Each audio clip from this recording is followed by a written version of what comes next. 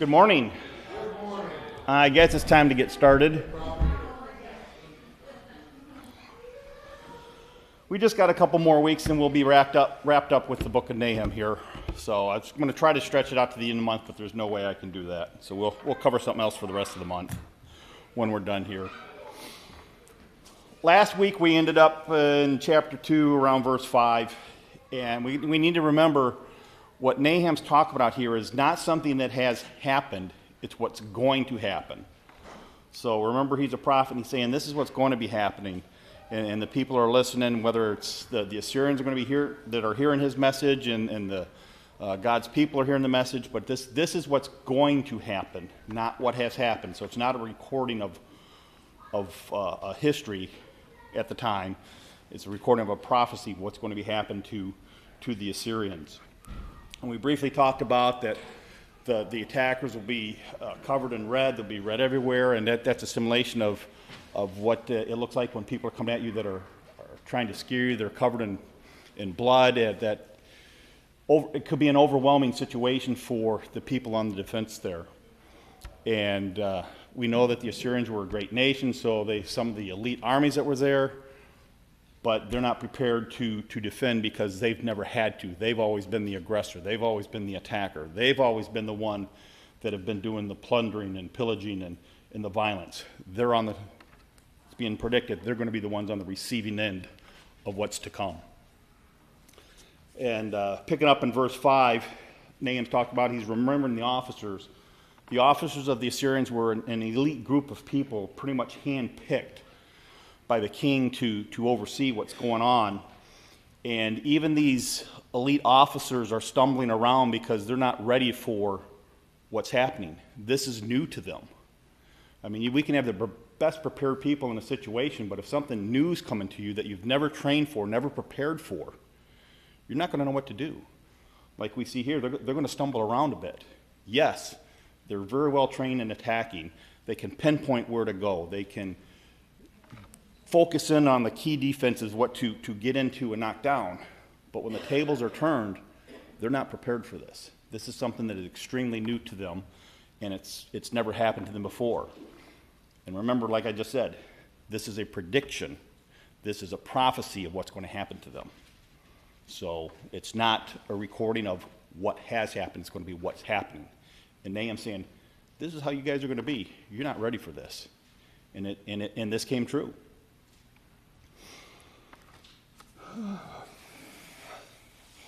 Let me see. Continuing on, in verse 5, the defenders are hurrying to their wall. And unlike wars that go on today where you can be yards and yards away, thousands of yards away, and still attack your opponent, you can be miles away and do it. Back then, you had to be a little bit closer there. I mean, bows and arrows, stones and rocks, slings, hot oils, and things like that. You had to be a whole lot closer than what wars go on today. You don't even have to see your opponent today. Back then, it was, I don't want to say hand-to-hand, but you saw the face of who you were after. You saw the face of who was attacking you. And when it talks about, in verse 5, in the mantlet, it's like a cloak or a cape or covering that they use for protection from when flames, ashes, hot oils were thrown over the wall, or from the defenders over, or from the attackers, from trebuchets and siege units thrown up over the wall. The defenders are preparing themselves the attackers are prepared for the defenders to throw this over the wall, is what Nahum's saying. The people that are attacking are prepared. You're running to the wall to go get these people, but these attackers are ready for you. They're coming to get you, and they're prepared to get you. And that's what Nahum's talked about here when he's talking about the mantlet is set up in verse 5. So it's not like these attackers that are coming against the Assyrians are just bumbling their way through this attack. It's a planned attack. This is God's attack on these folks. So the people that are coming to attack, which I believe it was the Babylonians coming to attack the Assyrians, they're ready for this. They are a whole lot more ready to attack this great city of Nineveh and these great people, the Assyrians, than these folks are to defend themselves through this. And it's interesting that Nahum points out how well they're prepared for this. They're even prepared for you guys to toss hot oil on them. They're ready for that. They're preparing for this. Verse 6 we go down to, and the gates and the rivers are opened. Nineveh being such a big city, it was like all cities they were back then when they were well established. They had walls around them for protection. They had gates to keep people out, to keep people in.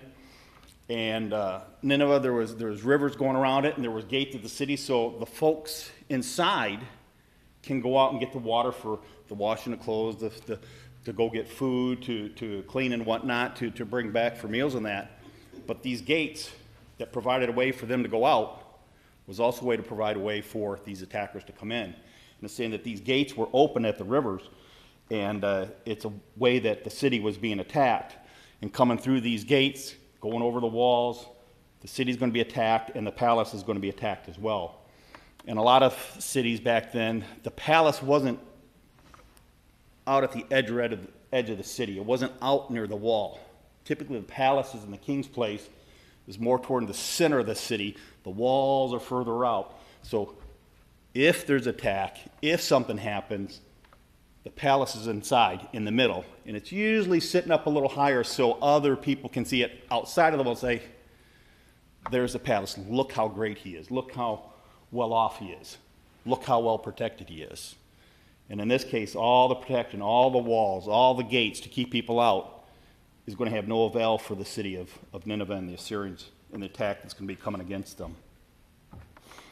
Any comments so far? I know we're covering a little bit of ground, and we've covered some of this last week as well about the attack that's going to be happening to the Assyrians here. Quiet today. In verse 7, it's talking about how that it's set up that she is stripped and she is led away, referring to the city itself, and her slave women are sobbing like the sounds of dove beating their breasts. The city that was so strong and powerful is now being taken captive. And as we've seen, and you can see on TV shows when there's somebody, a city or country being captive, the captives are crying, they're weeping. A lot of times it's referred to, it's the women and the children that are doing this because the men are out there fighting. The men are the ones that are doing the battle. And the attackers are taking those who are fleeing the cities, which is typically the women and children, and they're crying and sobbing of what's happening to my city, what's happening to my family here. But it's such a great battle that's going to be going on that the city is just being stripped of everyone. And everyone's that's fleeing is being led away. And those that are still inside are going to be led away. And it's just a horrific scene. And people can't believe that this is happening to them. This is happening to their city. How can this be happening to us? How can a city, us being so strong, a nation so strong and powerful, how can this be happening to us? And that's what Nahum here is saying is going to be happening to the city. And this is how they're going to be responding to the attack that's going on. So we see some prophecy from Nahum about the military, the forces of what they're going to be doing and how they're going to be acting. And now we're seeing something about the civilians of the city that they're going to be, a casualty of this as well, and weeping and crying that, look what's happened to our city, look what's happened to our life. We are no longer safe. We are no longer in control. Somebody else has taken over for us.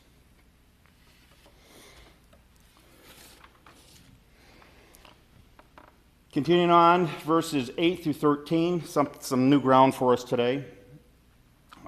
Nahum chapter 2, verses 8 through 13. Though Nineveh was like a pool of water throughout her days, yet they are fleeing. Stop, but no one turns back. Plunder the silver, plunder the gold, for there is no end to the treasure. Wealth from every kind of desirable object. She is emptied. Yes, she is desolate and waste. Hearts are melting and knees are wobbling. Also trembling is in the entire body, and all the faces have become pale. Where is the den of the lions and the feeding place of the young lions, where the lion, lioness, and lion's cub went with nothing to disturb them? The lion tore enough for his cubs, killed enough prey for his lionesses, and filled his lairs with prey, and his dens with torn flesh. Toward the end of the section there, we see some reference to some few things. Even through in verse 1, Nineveh was like a pool of water throughout its days. It's not saying that Nineveh was flooded and there was lots of lakes and waters around there. It's referring to that it was such an influx of people coming into the city. People wanted to go there. People wanted to come to this city and participate in the activities that they did, to be part of this safe city, to be part of this safe nation for the protection of what was going on there. And it was just such a drove of people coming in. It was like a pool. It was a flood of people coming into this. And we see that today when there's a rainstorm like we've had in the past few weeks. It'll rain for 15 minutes and then stop. How the flood of water just comes through and it's just overflow, then it'll dissipate away. Well, right here he's referring to that flood of water, that flood of people that came into the city. And why would people want to flock to a city like that? For the protection, for the environment that was there, to participate in what they were doing. So they say birds of a feather flock together. You've got this wicked nation, and it's only becoming bigger and stronger and more powerful because people of like mind are just flocking to that city to participate and become just like the Ninevites, become just like the Assyrians that are in that city. And this is what Nahum's referring to here, that it's a pool of water throughout our days. And at the end of it, but yet they're fleeing. When things aren't as good, people take a turn and start running away. We see that today. You hear the reports on the news. When somebody wins the lotto, what happens? They got all the friends in the world. Everybody and their brother and people they don't even know that's family comes flocking to them. Baseball players, basketball players, they get all these people that want some money. But what happens when the money runs out? Their friends start really going away. I should say friends. They're not really friends. They're, what should we say, tax credit people. Somebody you can do your write-offs on. But that's what's happening here. Things aren't going so great for the city is what Nahum's saying here. But people are going to be as fast as they come in, they're going to be leaving just as fast to get out of that city. But at the end of verse 8, they're saying, hey, people are saying, stop, don't go. That'd be a hard thing for me to stop and not keep fleeing when we've never been attacked, we've never been in this situation, there's turmoil going on in the city that I felt safe in, and now something new's happening to us, and even the people that are supposed to be protecting me are bumbling around not knowing what they're doing, and they're telling me to stop and stay. I think I'd be not the first one out the door, but pretty close to it. Might push my wife out first before I go behind her. But I'd let her go first, Dave. But it's something new to the city that's going on, both the attack and now people leaving, because people wanted to come here. People wanted to come to this, but now people are leaving. And just like what Nineveh did to other people, just like the Assyrians did when they conquered somebody, what were some of the things a conquering nation would do? Plunder the city. What are they doing for? They're not doing it to make friends with people. They're doing it for slaves. They're doing it for money. They're doing it for power. They're doing it for their own glory. In Nineveh, since they've conquered so many other people, they've got the slaves. They've got all this gold and silver, all these graven images, idols from all these other places, all this money that they took from other people, that they had themselves. Now that they're being attacked, that gold, that silver, all the plunder that they have is now up for grabs for who's attacking them. And these people that are attacking the Assyrians are taking that. How do you hurt a nation that you're attacking? You take away their finances. You take away their wealth. By doing all this, you start taking away their spirit. And that's what's happening to the Assyrians, is what's going to happen to the Assyrians in the battle that's going to be coming to them. Their city's going to be plundered. And you know when they're taking it, they're going to go through all these cabinets very nicely, quietly take out the gold. They're not going to disturb anything else. They're trashing the city. The city is going to be, as it said, it's going to be desolate, but it's not because it's just empty. It's going to be torn apart and ruined. As we read earlier in Nahum in chapters 1 and chapter 2, the city's going to be no more. And this is going to be part of the reason that as it's being plundered, it's being torn apart as well. So the attackers, I believe it's the Babylonians, are gaining this wealth. They're gaining these things that the Assyrians took from others. They're taking upon themselves.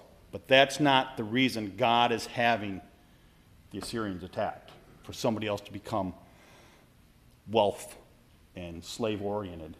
He's doing it to attack the Assyrians, to prove the point that God's people, when they're followed, God's people are no longer being punished. The Israelites are no longer being punished by the Assyrians. And people that turn away from God, as the Assyrians did, they will reap their reward, which is God's punishment. And that's what they're receiving here. So the city's empty of its gold and treasure. The people are fleeing. It's becoming a desolate place of both of finances, of wealth and gold and luxury, and the civilians themselves. The people that are left have this look on their face that, I can't believe this, that they're in awe and shock. They're turning pale, as it says in verse 10. Excuse me. And then in verse 11 is talking about, where are the den of the lions? When you hear the word lions, we're referring to the animal, what do you think about when you hear the word lion? Strain power. Dave, what'd you say? Danger. King of the jungle. I think top of the food chain. When you hear about the animals in Africa and they start talking about it, he's the king of the jungle. Okay, he's not the biggest thing. You think an elephant a little bit bigger, but the lion is the king of the jungle, and the power and the authority out there. And that's how nations are referred to. You see them on their the pictures that we have, that a lot of in Egypt and other countries out there, they have lions as monuments throughout the cities, showing power. And referring to a nation of people, if you're talking about powerful people, you refer to them as a lion. You've got the lion itself, which is a hunter, the lionesses, which are hunters as well, and you got the cubs, which are going to be the new ones coming up, which are learning to fight to become the new warriors. And this is all a reference to the Assyrians here in verse 11. And it's talking about where the den of the lion is. What's a den? It's where all the lions stay together. It's where they sleep, they eat. It's where they enjoy the kill that they just had. The Assyrians, their capital, would be their den. It's where they take their plunder. It's where they take their the people that they captured, whether they're taking them as slaves or they're going to torture and beat them and kill them. That's their den. That's their den of the lions. And Nahum's saying, where is this den? Where are these lions and lionesses? Are these new cubs coming up? And before this battle comes, there was nothing there to deter these folks. There was nothing to deter the Assyrians to attack whoever they wanted, whenever they wanted, or however they wanted. But there's a new foe in town, which Nahum's talking about. And in verse 12 is saying, the lion tore enough for his cubs. So the Assyrians had enough for everybody. They didn't have to keep attacking and pillaging nations around them. But they did anyhow.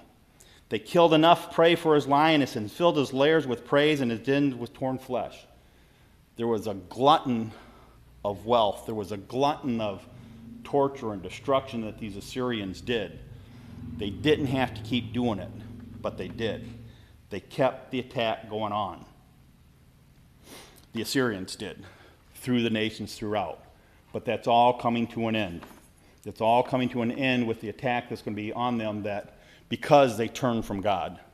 So their reign of terror is going to be over. And verse 13 of chapter 2. And Nahum said this once before. Behold, I am against you, declares the Lord of armies. I will burn up her chariots in smoke, and a sword will devour your young lions. I will eliminate your prey from the land, and no longer will the voice of your messengers be heard. So being told more than once that I am against you is not a good thing by God. Being told once is enough, but being told more than once definitely should be sending them a strong message. But they were so full of themselves, they were so full of the power that they thought they had, they weren't listening to God. They listened to his message once from Jonah. We know that. They turned, the king, they wore their sackcloth and ashes, they fasted. Even the animals did. They turned. They did the right thing.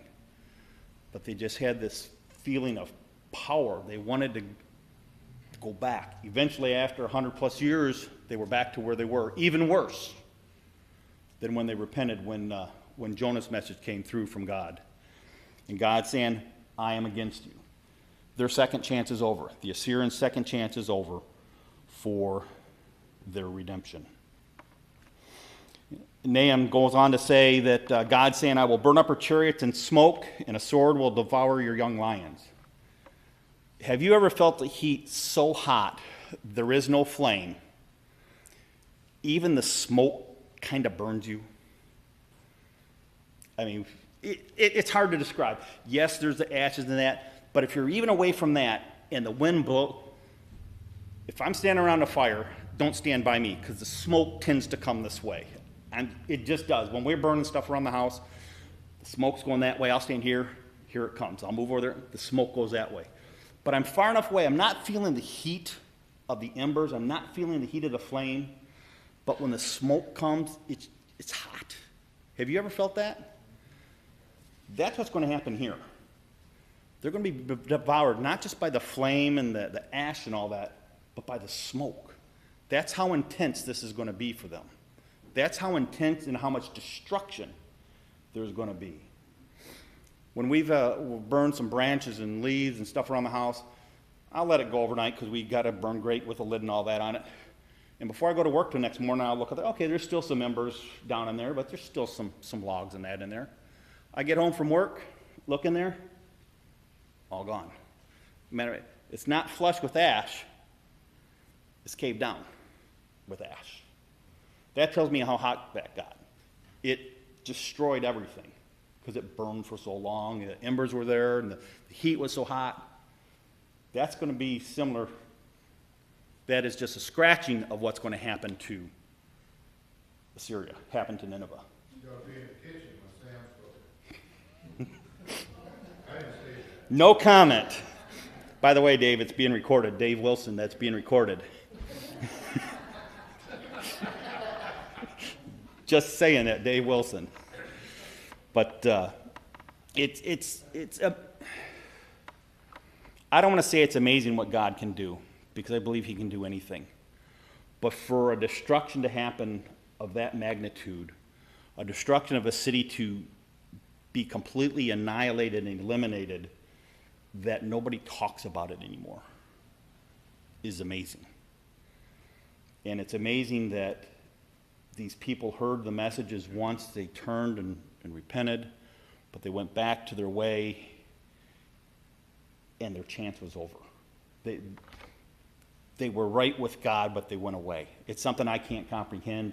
It's something hard for me to understand, but it's the messages that we as God's people read like this is another thing for us to stay focused on what God wants us to do. That if God can create the world in 7 days and everything on it, and he can wipe out an entire nation that was one of the strongest nations at the time with the strongest people and all that, and well fortified, and completely annihilate them off the face of the earth is an amazing thing, and it's something to be in awe of his power. And even more is that he gave them a second chance. They just didn't mess up once and say, that's it. But he gave them, another chance, and they didn't take advantage of it. So it sees how God take care of his own people as well, because the Assyrians were, a cruel force against the Israelites. And it's just amazing what God does for his own people to protect them and take care of them, even though his folks were being punished for some things they did. But it's God's power just an awesome thing, which I don't need to be telling you folks that. You guys know that yourself for how he acts in your life. Yes, Tom? I was just thinking about what you brought up here, and I thought, when Jonah went the first time, it's easy to feel sorry about something that you've done or not done that you're supposed to do. And so, you think about what did the people in Assyria do. I'm guessing probably for at least that 40 days, because Jonah said in 40 days God's going to destroy Assyria. Probably for the 40 days they were probably pretty committed to repentance. But repentance is a hard thing. It's not something that you just do and check the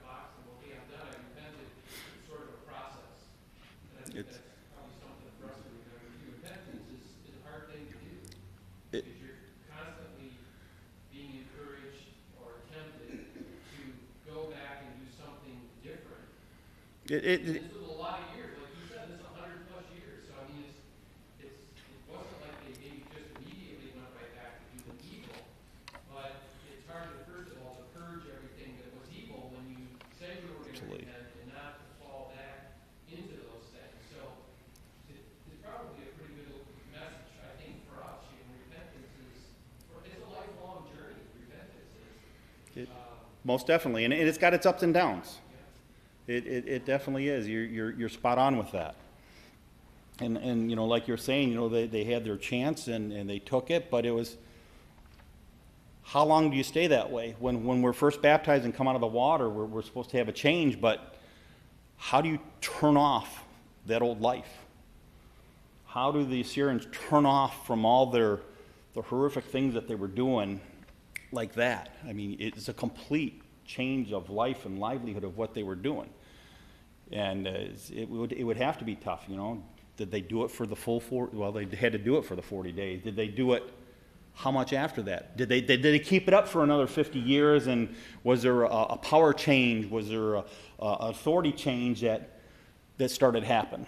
Or was it just one person in the city that says, you know, I'm going to go do this? And somebody saw that and says, you know, that was fun. Let's go do that. Then another and another, going back to peer pressure to pull them aside. And as you're saying, repentance is a hard thing to make sure we stay on top of, and it's hard to change, and it's a daily struggle. And for some, it's a bigger struggle than others. And it's tough to do, and if you're surrounded by people that can help you through the struggle, it becomes easier. A city like that, I doubt if there were a lot of people good to the core inside that could help others through this. I'm sure there was still some good people in there, but the majority was not, and their destruction was imminent at that point. Great comment, thank you. Anyone else before we continue on with chapter 3? You're looking like you want to say something. Okay. Go ahead, Terry. I think we're being too kind to these folks. This world back then was not at all what we would call civilized. It was crude, it was barbaric, and they had been that way for a very, very, very long time. Yes. They did not have a culture of the rule of law. They didn't have a culture of people wanting to have peace and security in their homes. It was like a dog-eat-dog world, led by kings and military people who were out to conquer other countries and people nearby them. Yes, Jonah went to the city and he had an impression. But when you're going against the entire culture of a country that is barbaric and uncaring about other people's, I started saying the word rights.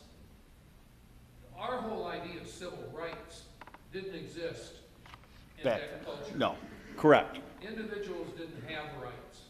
It was the nation, it was the king, it was the rulers, and the local people just did what they had to do to live, and so forth. It was not a civil society in any sense of the word. And I wouldn't be surprised if 1 year after Jonah left, that the nation was back to the way it was before. Because they were that kind of nation. Well, Most of the other nations around were just as bad as they were. the word you used was culture, and that is so true back then. And think, after Jonah left, who was there to teach them? They didn't have the law of Moses. They didn't have real knowledge of Jehovah. They had a little bit, maybe. But who was there to teach them and to encourage them and to have them the idea of respecting God? Their gods were gods of love. Their gods were gods of war, glorifying conquest, and so forth. And I'm not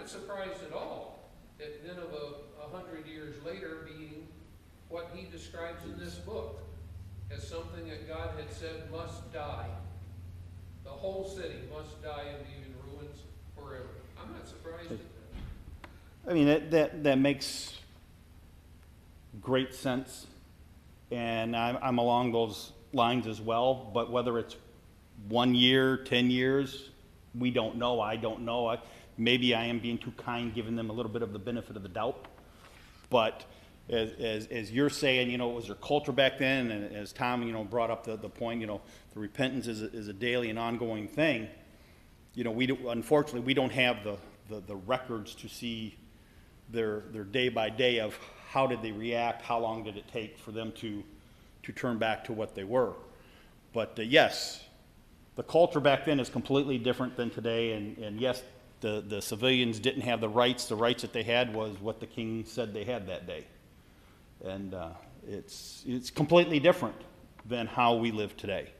Completely different how nations live today. I'm sure there's a few nations in other countries that are just as barbaric as back then, as back in the time of the Assyrians. But we don't hear about it in the news, whether it's they don't want to report it or these nations are so small that nobody's going there to report it. But it's not a pleasant world we live in, and it's not, all nations aren't like ours, that ours is definitely not the best, but we got some good things here, but a lot of, I see you, Ted. We've got a lot of good things going here, and our culture is different than Canada, which is different than Mexico. You can go down through all the nations, and it'd be nice if we could pick the best of each one and have the world be like that, but unfortunately we're not, and thank goodness we're not the culture of the Assyrians, of what they had back then. That'd be a tough way for us as a people and us as Christians to live. And there's Christians now, today, in China and whatnot, that just speaking or having a Bible on them is a sentence of death. Ted? When you look at individual stories, like I tried to count in the last quite a few classes that I've taught over the last 15 years or more, you look at individual stories, you don't look at the entirety of the whole Bible as a story, you miss some things. After Adam and Eve, one of the first things that we see happen is that the lineage of Cain fairly quickly goes into evil until we get to the time of Lamech, where you got a guy that killed with pleasure. Things got better with the side of Cain, the side of Seth? Seth. But then, of course, we see the story at the time of Noah, where mankind got even eviler, if that's a word. All of mankind. All of mankind. Yes. He cleared that up with a flood, started with another family planet on Earth, and we come up with the time of the Tower of Babel. This continues throughout the entire Old Testament. Without God's intervention of some kind or another, the world was getting eviler and eviler and eviler. Until the time of Abraham, when he says, look, I've got to, in some way or another, keep a remnant of people here that remember who I am, because mankind himself is not doing that. And then Abraham, of course, was the first Jewish person from the Jewish nation, but God even told them, I'm not setting you guys apart because you're better than the other nations. I'm setting you apart because of a promise made to Abraham. And the implication is to bring the Christ when he comes, so that anybody that wants to believe has something to believe in. And these things that happen, whether it's the Nineveh or Babylon or anything like that, are just other examples of mankind's nature. And what Terry says is true. These guys had no reason to believe unless God came in direct contact with them and said, look, you're not going to exist anymore if you don't straighten up your act. They're not going to do it. So they didn't always have an incentive to do that, because God didn't act that way continuously towards them. It's sad that some people or nation would have to have an incentive to do that. The point now is that those that look at God's plan see that the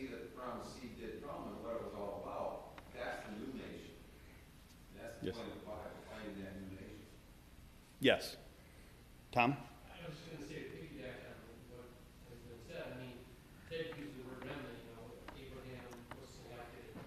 And as you read through the Old Testament, even God's chosen people, there was a remnant of the remnant that was saved. Because even with God, and even with the priesthood, and even with the law, they struggled to do what God wanted them to do. So, first the 10 tribes were taken away by Assyria, and then finally Judah and Benjamin were, overthrown by Babylon. But it's the same kind of thing. And sometimes you get a little bit more detail about what went wrong. And you read the prophets, you find out, the poor were oppressed, the priesthood was corrupt, the leaders were unfair.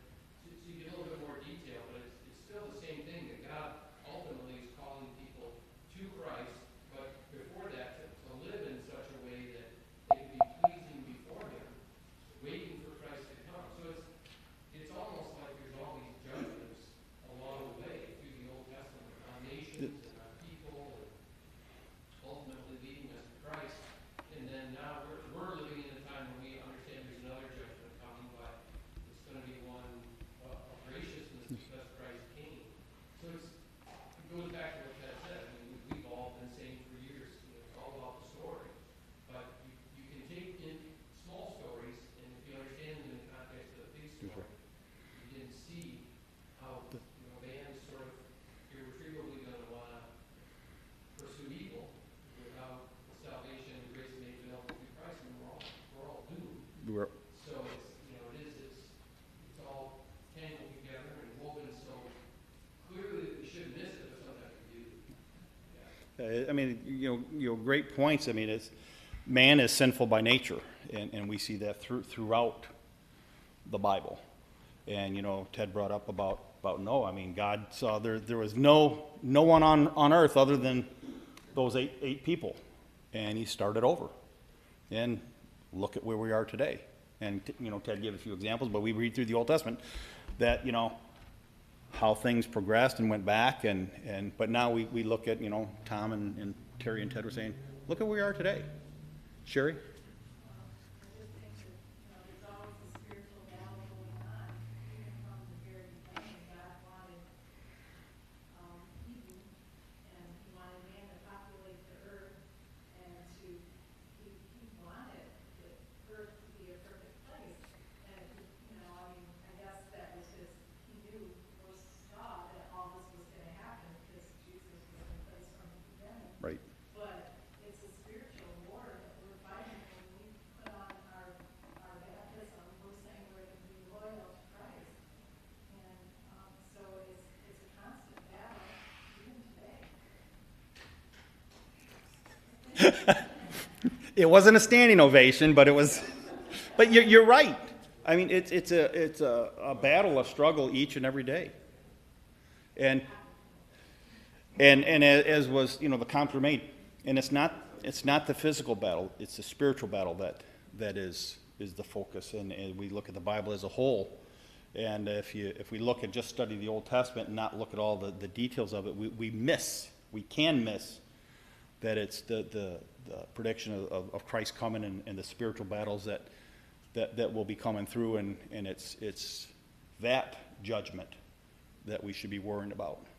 I mean, the Assyrians missed their repentance as far as turning to God and staying true to Him, and they were judged to their death, not only their physical death but their spiritual death at the time. Whereas we see that with what Christ did for us, that we now have Him here that we can turn to and focus on, and that, as Sherry very well put, that the daily struggles that we're going through, and that's what we need to stay focused on and stay true to Him. Great comments. Anything else? I would go so far to say that everybody in Nineveh did not have the same attitude, and that there were still people that had grudges even after this started from the very beginning. You don't change people's attitudes that fast. Oh, Like Terry said, could have been within a year. Could have been some of those guys really never changed their hearts. I mean, Jonah's job was to go tell the people to change so they would change. He did, and his attitude got worse. He still wanted them dead. He was mad that they weren't destroyed. So, I mean, you're right. I'm sure there's people there that, both sides, the Assyrians and that, you know, I'm really not on board with this, but since the king's on board, I'm on board. Last comment, Terry. Yeah. I think everybody ought to go travel in some foreign countries. We're so used to having peace and more or less security in this country. I've traveled in Asia, in Central America, in Europe, various places. Until you see how other people live in other countries, you have no clue as to how lucky we are to have safety and security that we have in this country, to have peace in this country. I flew to Honduras one time and we stopped in Belize. Belize is a tiny little country in Central America, and it has one runway. You go down the other end of the runway, you have to come halfway back to get to the little terminal. I'm in the plane looking out. I didn't want to get outside of the plane. This is not a safe place to be. And there's machine gun nests all around this one runway for the capital of Belize. And it's not because they're afraid of being invaded by another country. They're afraid of terrorists inside their own country, that they have staffed machine nests. I'm talking about like 10 men in a machine nest with machine guns pointed in all directions. And there wasn't one of them. They were all over the place around that runway. This is the kind of thing you can see in countries not far from here. Today. And I can tell you a number of other stories like that. I was in Taiwan, Taipei. And in Taipei, it's cheaper to hire a person to stand at an intersection and do the traffic instead of having red lights and green lights. That's kind of how they were doing it back then. That's not what I'm trying to tell you. The person stood in the very center of the intersection on a little metal platform, and below the platform were openings, and in 4 directions of that open platform were machine guns at the intersection that were manned. Because in the capital of Taiwan, which people think of as a democracy and that kind of thing today, it was that dangerous. I couldn't believe it. I stood there looking at those. You could see the faces of the people underneath the platform manning the machine guns. And I'm thinking, good grief. But that's the way it is in a lot of these countries. That's why I'm thankful I live here. I went to Honduras to No, a Pizza Hut. no, that last one was your last story. Last one. No, we're out of time. Pizza Hut, and there were people with machine guns in the parking lot to keep the cars from being stolen out of the parking lot of the Pizza Hut in Tegucigalpa, Honduras. I just couldn't believe it, but that's the reality. That's the culture of those nations. The violence, the corruption, and to protect what people they have, they go to those lengths. And the people don't have the freedoms that we do here. I mean, and in turning losing your civil rights, they're losing their spiritual rights as well. Not to get political, and I really am not trying to get it, I'm not taking sides on this, but the reason why it is like that here is not because the people are any less evil at times, it's because of the checks and balances that founders put in here. Those are gone, this country would be the same as Those.